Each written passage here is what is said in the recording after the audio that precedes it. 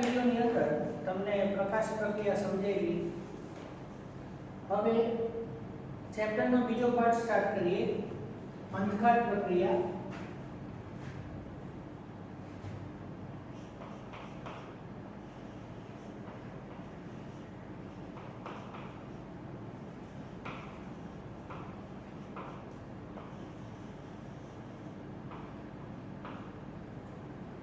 અચ્છા, આ અંધકાર પ્રક્રિયા માટે પહેલો શબ્દ એ છે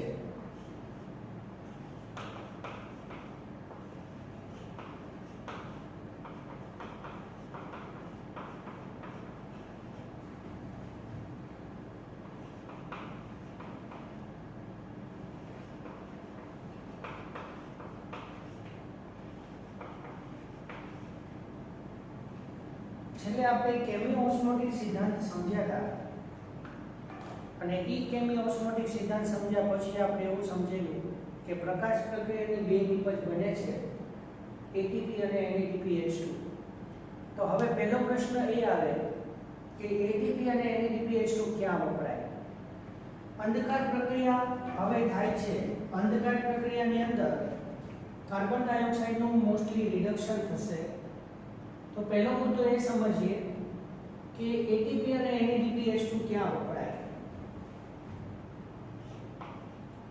CO2 ના રિડક્શનમાં વપરાય.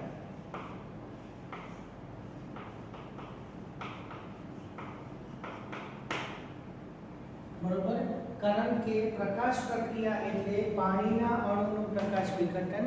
બીજા શબ્દમાં કહીએ તો પાણીના અણુનું ઓક્સિડેશન. તો CO2 નું રિડક્શન કઈ રીતે થશે અને વનસ્પતિ ખોરાક કઈ રીતે બનાવશે એ સમજીએ. સૌથી પહેલા મેઇન મુદ્દાની ચર્ચા કરી લઈએ કે અંધકાર પ્રક્રિયામાં આપણે કઈ કઈ પ્રક્રિયાઓ ભણવાની છે.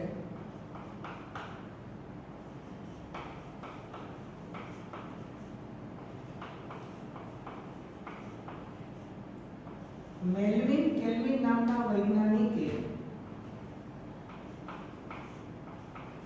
લીલ પર કાર્બન 14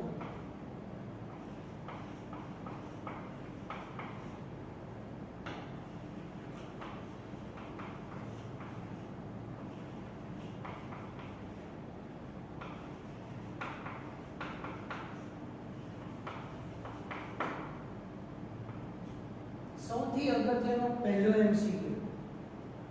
મેલ્વિન કેલ્વિન નામના વૈજ્ઞાનિકે લીલ ઉપર કાર્બન 14 રેડિયોએક્ટિવ અણુઓ પસાર કર્યા, આપાત કર્યા. એટલે કે લીલની સાથે કાર્બન 14 ને જોડાવા દીધા. તો મેલ્વિન કેલ્વિને એ અનુમાન કર્યું કે લીલની અંદર સૌપ્રથમ બનતો ઘટક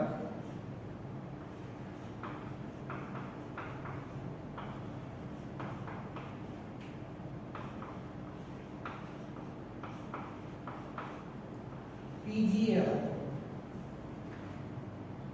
સૌથી અગત્યનો પોઈન્ટ સમજો. મેલ્વિન કેલ્વિને લીલ પર કાર્બન 14 રેડિયોએક્ટિવ અણુ આપાત કર્યા. તો એમને એમાં સૌપ્રથમ નિપજ મળી PGA. PGA નું પૂરું નામ છે ફોસ્ફોગ્લિસરિક એસિડ.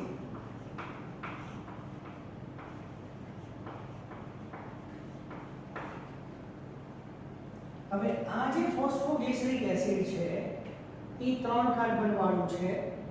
એટલે આ ચક્રની શોધ કેલ્વિને કરી, એટલે એ ચક્રને કહેવાય કેલ્વિન ચક્ર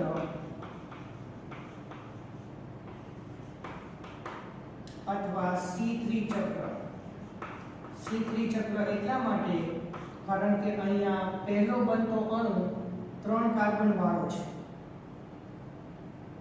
આ ખાલી અત્યારે મુદ્દો સમજવાનો છે. આખું કેલ્વિન ચક્ર કઈ રીતે થાય છે એ આપણે પછી સમજશું. પછી મેલ્વિન કેલ્વિને જે લીલ ઉપર કાર્બન 14 રેડિયોએક્ટિવ અણુ આપાત કર્યા, બીજા વૈજ્ઞાનિકોએ બીજી વનસ્પતિ ઉપર પણ કાર્બન 14 રેડિયોએક્ટિવ અણુઓ પસાર કર્યા, પણ એમને સૌથી પહેલી બનતી નિપજ પીજીએ ના બદલે એમને બીજી એક નિપજ મળી, એનું નામ છે ઓક્ઝેલોએસિટિક એસિડ. અન્ય વનસ્પતિ પર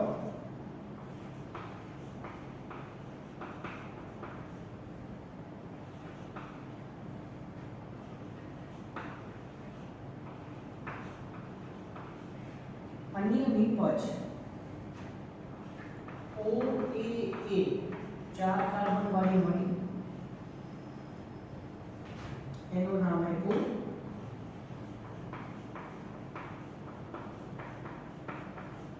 ઓક્ઝેલો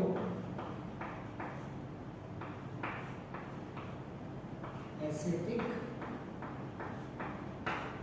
એસિડ. એટલે અહીંયા બનતી પહેલી નિપજ ઓક્ઝેલો એસિટિક એસિડ જે 4 કાર્બન વાળી છે, એટલા માટે એને કહેવાય C4 ચક્ર.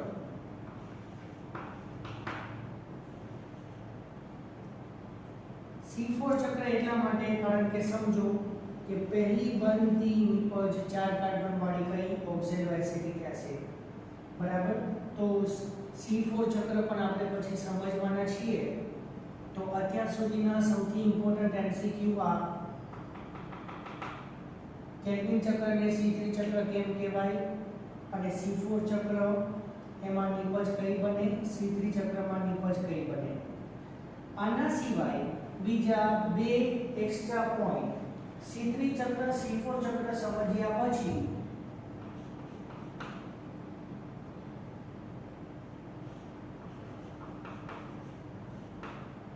CAM ચક્ર સમજાવીશ. નીટમાં પૂછાઈ ગયેલા પ્રશ્ન આની બાજુથી હોય છે. C3 ચક્ર C4 ચક્ર તમને આપ્યા છે, CAM ચક્ર નથી આપ્યું. CAM ચક્રનું નામ છે ક્રેસ્યુલેશન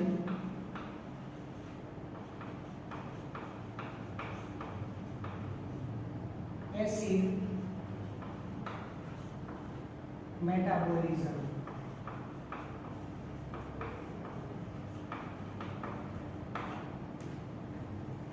અચ્છા, સ્પેશિયલી વાત કરી દઉં અલગ અલગ વનસ્પતિની. આ ક્રેસ્યુલેશન એસિડ મેટાબોલિઝમ આખું ચક્ર આપણે ચાર્ટ દોરીને સમજશું. પછીનો મુદ્દો એક આપણે સમજશું પ્રકાશ શ્વસન.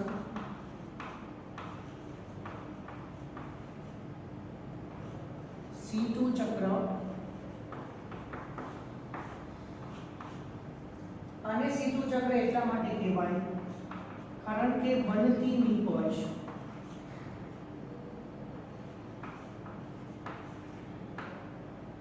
ગ્લાયકોલેટ છે.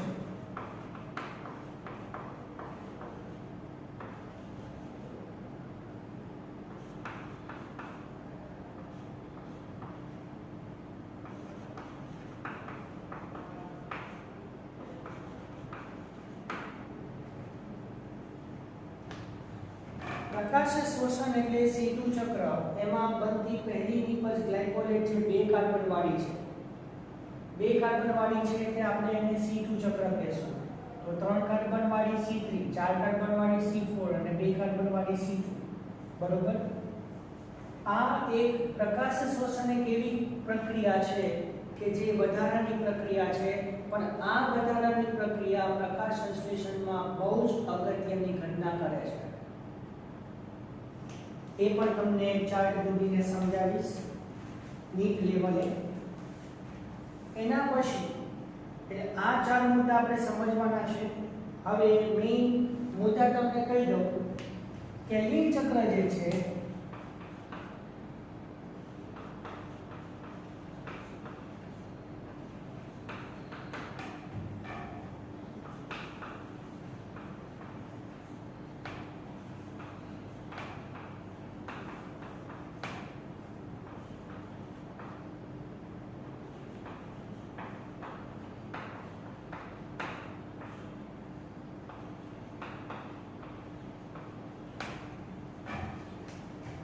કેલ્વિન ચક્ર દ્વિદળી વનસ્પતિમાં થાય એટલે બહુ ધ્યાનથી શબ્દો ઉપર સમજજો. કેલ્વિન ચક્ર એટલે C3 ચક્ર.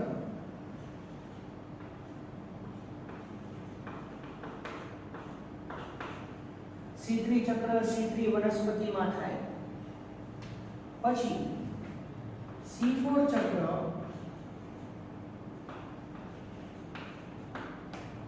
એકદળી વનસ્પતિમાં થાય.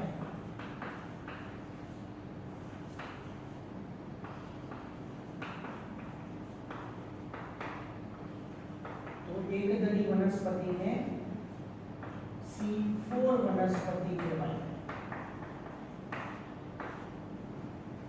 બરોબર. બીજું CAM પદની સૌથી અગત્યની ડિસ્કશન કરી દઉં. CAM ચક્ર